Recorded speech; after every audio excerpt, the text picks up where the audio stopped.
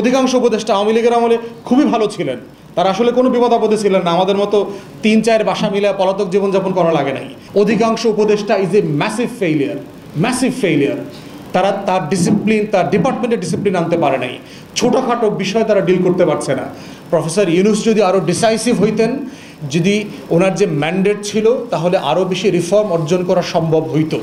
Professor ইউনূসের সামনেই বলেছি, বাংলাদেশের আমাদের প্রত্যেকটা উপদেষ্টাকে তার 1 বছরের আমলনামার খতিয়ান জাতির কাছে দেয়া দরকার, যে আপনারা আসলে কি করেছেন গত 1 বছর।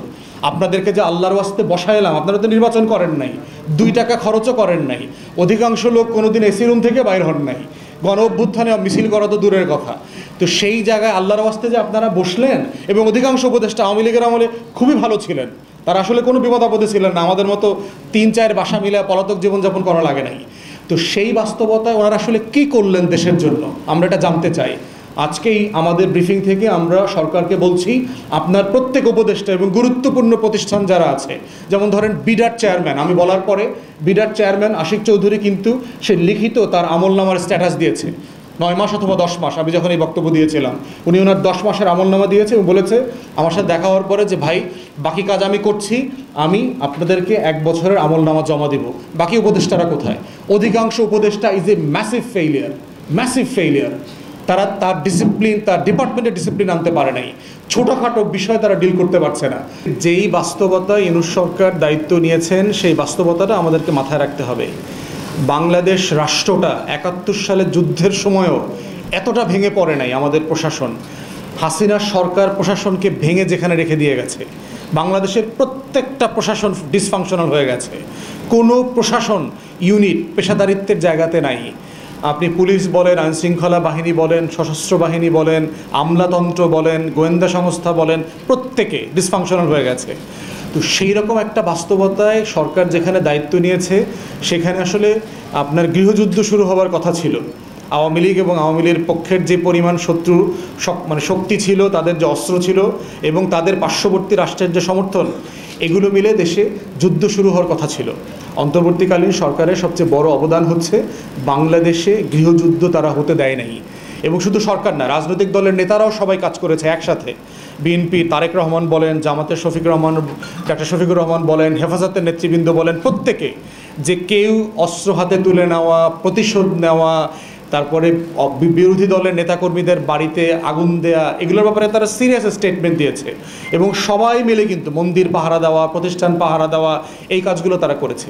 অতএব গৃহযুদ্ধ ঠেকিয়ে দিয়েছে সবাই মিলে।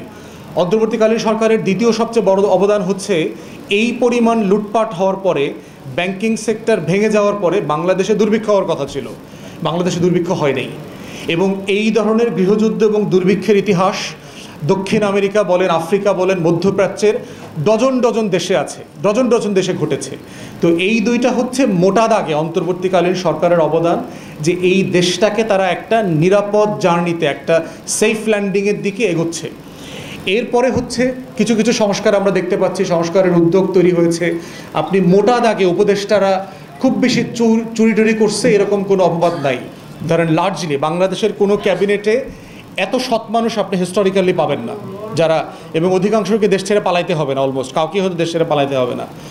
এরপরে হচ্ছে যে আপনার গড়ে প্রতিদিন 3,500 কোটি টাকা করে লুটপাট হয়েছে গত 16 বছর। এই টাকাটা লুটপাট হওয়া বন্ধ হয়ে গেছে। ব্যাংকিং খাতে মোটামুটি ডিসিপ্লিন ফিরে আসছে। 5,000 টাকা, 10,000 টাকা, 50,000 টাকার চেক দিতে পারে না, এরকম কোনো খবর এখন আমরা আর পড়ছি না। দেশে রেমিটেন্স, এখন আমাদের ইতিহাসের সবচেয়ে বেশি রেমিটেন্স আসতেছে। রপ্তানি প্রতি মাস থেকে মাস বাড়ছে সেক্টর ওয়াইজ, এবং প্রিটি ডিসিপ্লিন ফিরে আসছে আরএমজি সেক্টরে। তো এই কাজগুলো আপনার চলমান, এবং চলমান ধারায় যতটুকু করা সম্ভব। বাট আমরা বোধ করেছি প্রফেসর ইউনূস যদি আরও ডিসাইসিভ হইতেন, যদি ওনার যে ম্যান্ডেট ছিল, তাহলে আরও বেশি রিফর্ম অর্জন করা সম্ভব হইতো না। আমরা স্পষ্টভাবে যেটা দেখতে পাচ্ছি যে কালকে মাহফুজ আলমের পোস্টেও আমরা দেখেছি তিনি বিভিন্ন ছাত্র সংগঠনের নাম উল্লেখ করেছেন। উনি স্পেশালি ছাত্র শিবিরের নাম উল্লেখ করে বলেছেন যে ছাত্র শিবিরের এখানে একটা বিরাট অবদান ছিল, এবং এটা আমরা সবাই জানি। তারা ছাত্র শিবির যেহেতু ঢাকা বিশ্ববিদ্যালয়ে একটা প্রকাশ্য ছাত্র সংগঠন ছিল না, তারা তাদের নেতৃত্ব বিভিন্নভাবে এই আন্দোলনে সহযোগিতা করেছে, এবং কিছু নাম আমরা জানি যারা এই আন্দোলনে যথেষ্ট অবদান রেখেছে। এখন দুটো জিনিস আমরা মানে খারাপভাবে দেখলাম, সেটা হচ্ছে একটা পর্যায়ে গিয়েই এই বিভক্তিটা। আমাদের প্রশ্নটা ছিল যারা এই আন্দোলনে অবদান রেখেছে, যেমন আপনাদেরকে বলি আমাদের দলেরও অনেকে এই আন্দোলনে ওই প্ল্যাটফর্মে গিয়ে অবদান রেখেছে, তাদেরকে কিন্তু আমরা আমাদের দলে আর ফিরিয়ে আনি নাই, তারা ওই প্ল্যাটফর্মে কাজ করেছে। ঠিক তেমনি ভাবে আমরা দেখেছি গণসংহতি আন্দোলনের ছাত্র ফেডারেশন, না সম্ভবত ছাত্র ফেডারেশনের অনেক নেতারাও কিন্তু ওই আন্দোলনের সমন্বয়ক হিসেবে কাজ করেছেন। আন্দোলনের পরবর্তীতে তারা ওই বৈষম্য বিরোধী আন্দোলনের প্ল্যাটফর্মেই ছিলেন, তারা আর গণসংহতি আন্দোলনের নামে তাদের সেই জায়গায় আসেন নাই। কিন্তু আমরা শুধু ছাত্র শিবিরের বেলায় দেখেছি যে তারা ভূমিকা রেখেছে, কিন্তু আন্দোলন শেষ করার পরে তারা আবার ছাত্র শিবিরের নামে তারা আত্মপ্রকাশ করেছে। তো তাহলে ভূমিকা রাখার সময় তো তারা ছাত্র শিবিরের নামে রাখে না, তারা এক ধরনের বৈষম্য বিরোধী আন্দোলনের ছাত্র হিসেবে রেখেছে। তাহলে এই বিতর্কটা দূর হতে পারতো যদি তারা ওখানেই থেকে যেত, তারা যদি আবার নিজেদের আত্মপরিচয় ফিরে না আসতো। তাহলে যেই আন্দোলনে আপনি ছাত্র শিবিরের পরিচয়ে অংশগ্রহণ করেন নাই, এখন আপনি সেই আন্দোলনে ছাত্র শিবির পরিচয়ে ক্রেডিট দাবি করছেন কেন? এটা একটা জটিল পরিস্থিতি। আবার ঠিক ছাত্রদের ব্যাপারে আমরা দেখেছি, যেখানে মাহফুজ আলমও স্বীকার করছে, নাহিদ ইসলামও স্বীকার করছে যে এই আন্দোলনে ছাত্র শিবিরের একটা অবিস্মরণীয় অবদান আছে। তাহলে ছাত্র শিবিরের অবদানটা তোমরা সেভাবে স্বীকার করতে তোমাদের অসুবিধা কোথায়? এটা তো সত্য। দেখেন, গত পরশুদিন সম্ভবত আমরা 3টা মিটিং পাশাপাশি দেখেছি, একটা এনসিপির নামে শহীদ মিনারে, একটা ছাত্র দলের নামে শাহবাগে, আরেকটা সাইমুম শিল্পী গোষ্ঠীর নামে ছাত্র শিবিরের একটা অনুষ্ঠান আমরা সোহরাওয়ার্দী উদ্যানে দেখলাম। তাহলে দেখেন,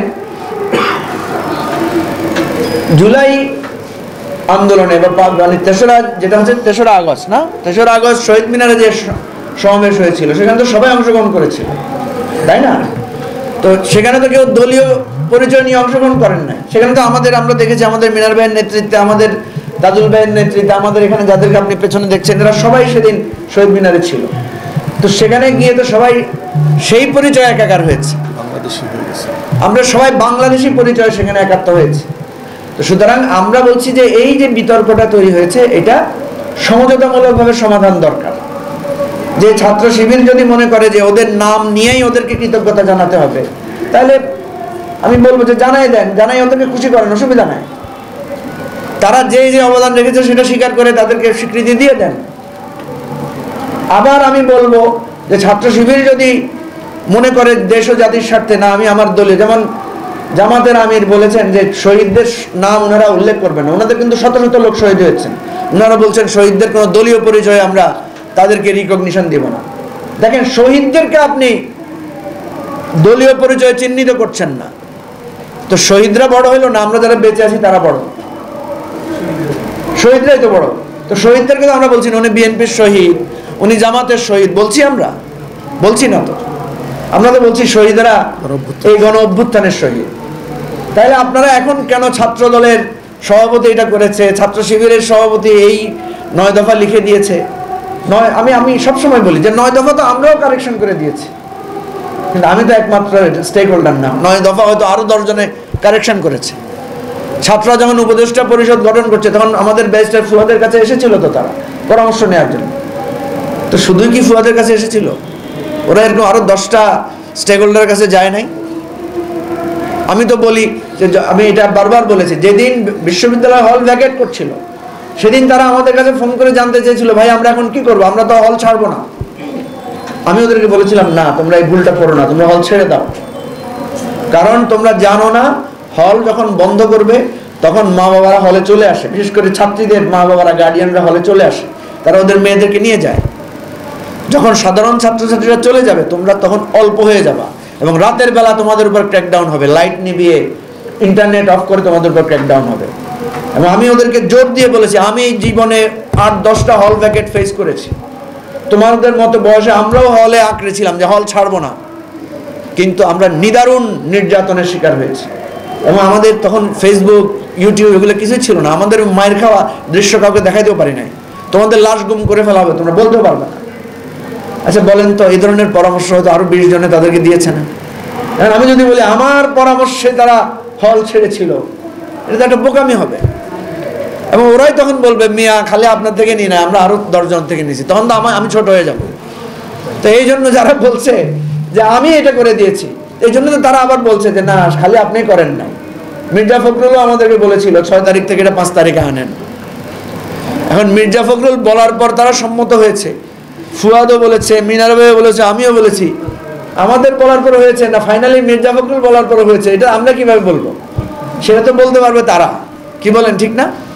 সুতরাং আমি অনুরোধ করব, আমরা সবাইকে স্যালিউট করি। জাতীয়তাবাদী ছাত্র দল আপনাদেরকে কোটি কোটি স্যালিউট, ইসলামী ছাত্র শিবির আপনাদেরকে 1000 কোটি স্যালিউট, চরমনায় ছাত্র সংগঠন, ইসলামী আন্দোলন, ছাত্র আন্দোলন আপনাদেরকে লক্ষ কোটি স্যালিউট, বৈষম্য বিরোধী ছাত্র আন্দোলন, তারপরে ছাত্র শক্তি আপনাদেরকে কোটিশো স্যালিউট।